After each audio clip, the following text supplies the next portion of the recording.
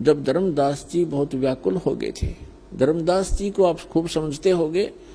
धर्मदास जी, आदरणीय धर्मदास साहिब जी एक बहुत ही पुण्यकर्मी प्राणी थे। और विचार करो पुण्यात्माओं, जिसके साथ भगवान रहे, साथ साथ फिरे, उससे पुण्यात्मा कौन होगा।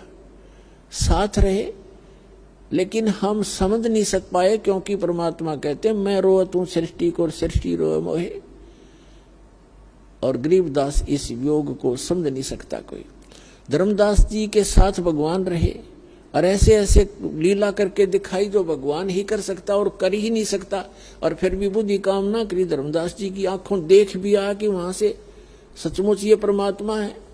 हमारे ऊपर इतना प्रेशर है, उसके बाद भी मोहवश इतना अंधा हो गया। जब परमात्मा ने कहा कि धर्मदास मेरी लाख दुहाई, धर्मदास मेरी लाख दुहाई, ये मूल ज्ञान कई बार न जाई। जो मैंने तुझे ज्ञान, मूल ज्ञान दिया है, वास्तविक ज्ञान दिया है, इसका अभी कहीं चर्चा ना करना। और फिर कहा कि धर्मदास मेरी लाख दुहाई, ये सार शब्द कई बार न जाई। सार शब्द बार जो पढ़ी बिचली पीढ़ी हंस नी तरही। अब धर्मदास जी को परमात्मा ने बताया कि ये ज्ञान और ये नाम जो तीनों मंत्र हैं, सतनाम और सारनाम, ये तीन मंत्र का एक जाप बन जाता है।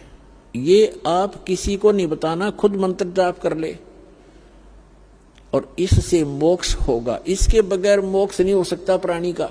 अधिकारी संत से प्राप्त लेना पड़ेगा। अपने आत्माओं, जब धर्मदास जी ने ये भी देख लिया कि समर्थ है ये तेरे साथ खड़ा, सतलोक में भी देख आए, वापस आ लिए, फिर भी उसके मन में मोह इतना छा गया, रोने लग गया बैठ के।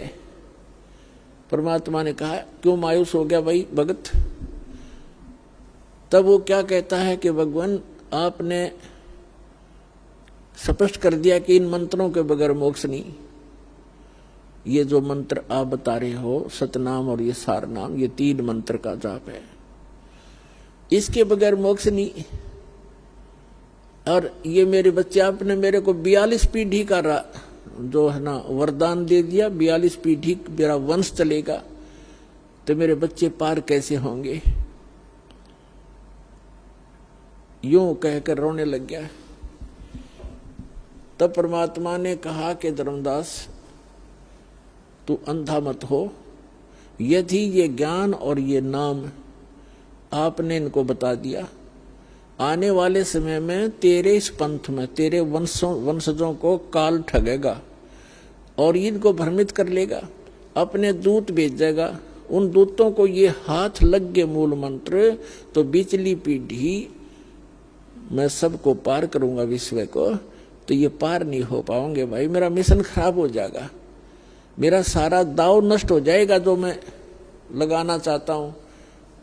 तो धर्मदास मेरी लाख दुहाई, लाख दुहाई, और ये सार शब्द की तो बाहर ना जाई।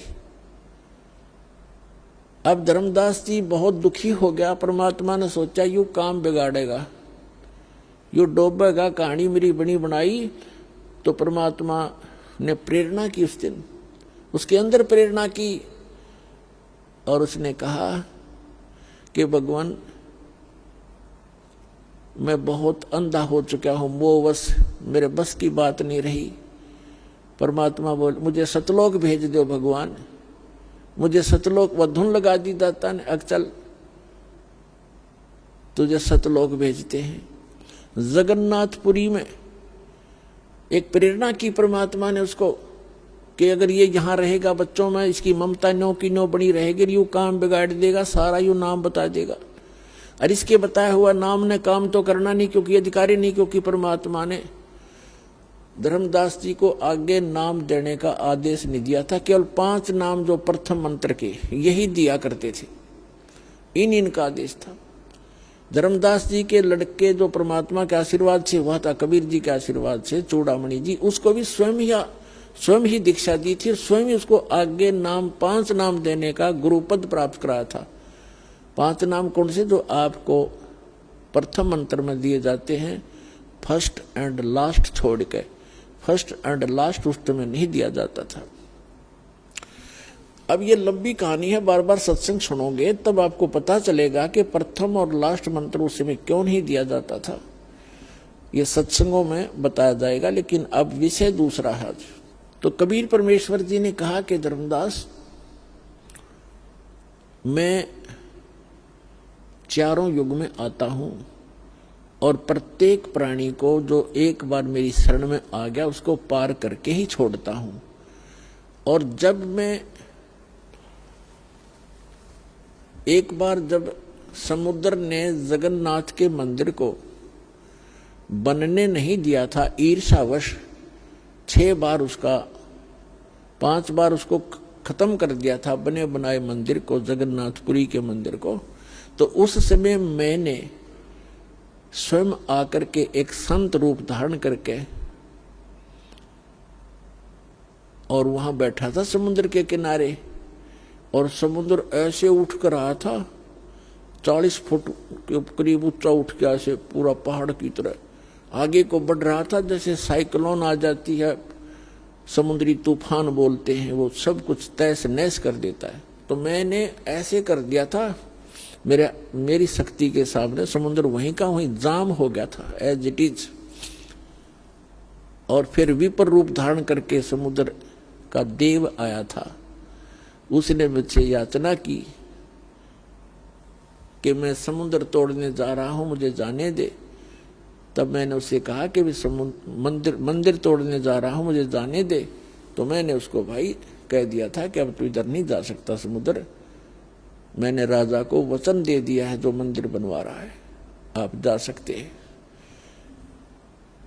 कहने का भाव ये है कि धर्मदास जी को ये प्रेरणा करनी थी परमात्मा ने कि भाई ताकि ये यहां से निकले।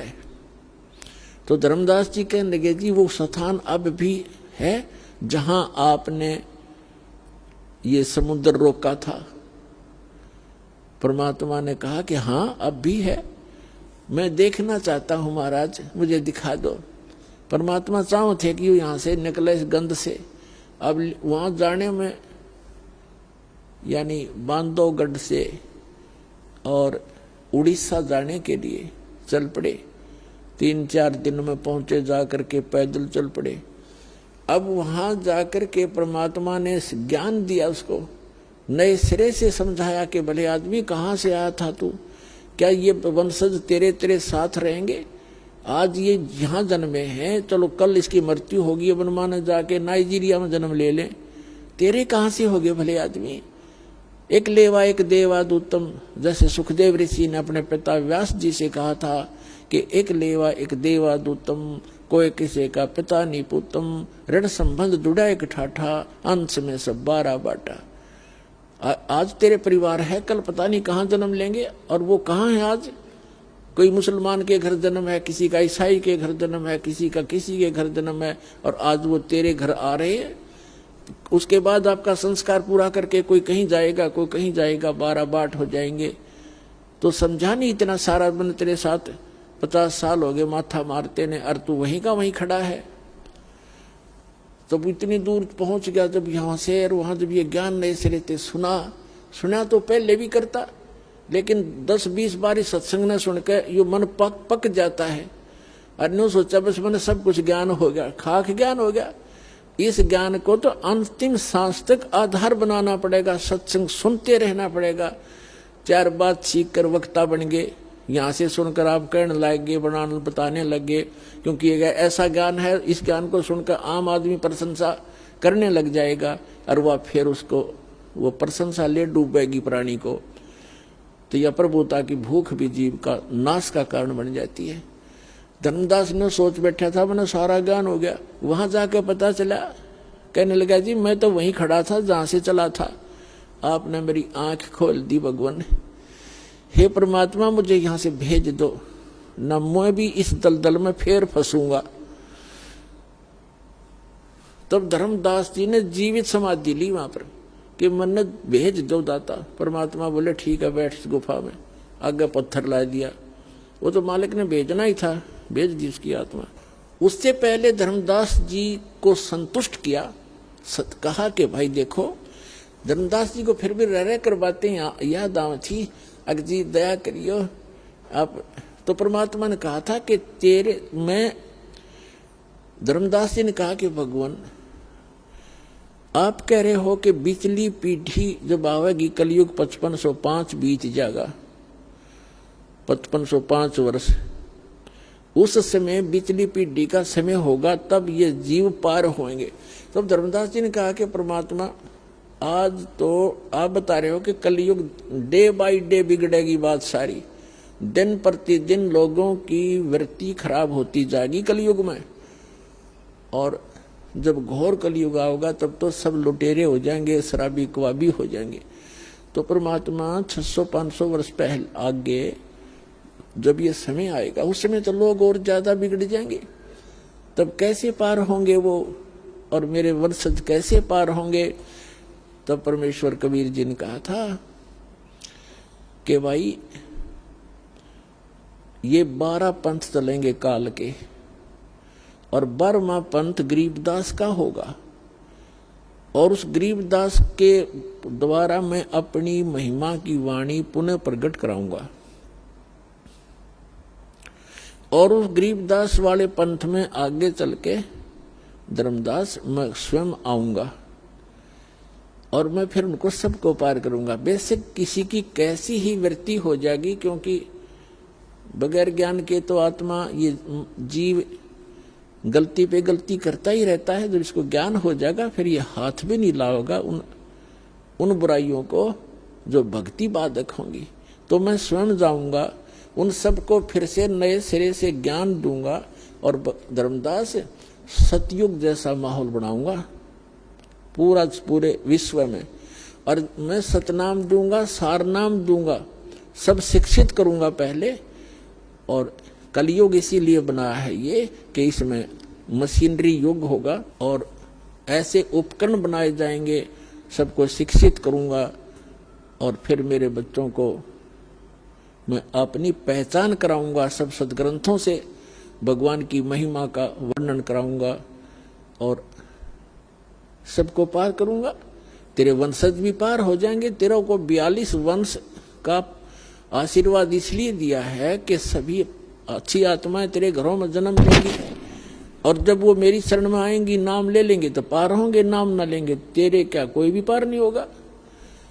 और जब कलयुग 5505 बीत जाएगा, उस समय बिचली पीढ़ी का समय प्रारंभ होगा।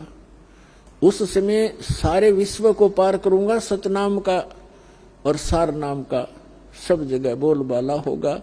जो भी सतनाम और सार नाम को ले लेगा धर्मदास, तेरे वंशज का सारा विश्व पार हो जाएगा। तब धर्मदास ने संतोष हुआ धर्मदास जी को कि भगवान ने कह दिया, यह फाइनल बात है, आप स्वयं आओगे, फिर मुझे क्या चिंता भगवान, मुझे सतलोक भेज दो। अगर मैं वापस चला गया वहां पर बांधवगढ़, मैं दलदल में फिर फंस जाएगा। उस समय धर्मदास जी की लगभग 118 वर्ष की आयु हो गई थी जब वो सतलोक गमन किया जीवित समाधि देकर। अपने आत्माओं, दास क्या सिद्ध करना चाह रहा है आपको? दास ये सिद्ध करना चाह रहा है कि ये ऐसी अनमोल जड़ी, ऐसा अनमोल ज्ञान और ऐसे ये कारगर मंत्र परमात्मा ने छुपा कर रखे थे आपके लिए। सबसे निकट थे धर्मदास जी, उसको भी आगे प्रतिबंध लगा दिया था कि जिक्र भी ना कर देना इस सतनाम और सार नाम का। जिन भी महापुरुषों को परमात्मा मिले हैं उन सबको मंत्र दिए, लेकिन उनको आगे प्रतिबंध लगा दिया। और वो पक्के दृढ़ भगत थे, जो गुरु जी ने कह दिया फाइनल है, संसार कहीं जाओ, जो गुरु जी का आदेश है वो सर्वधार्य है, सारा संसार एक तरफ और वचन गुरु का एक तरफ। वो ऐसे महापुरुष थे, तभी तो उनको सचखंड ले गए, वापस ले आए और फिर उनको साथ रहे और भक्ति करो बच्चा, तुम्हें सर्व सुख भी दूंगा, सत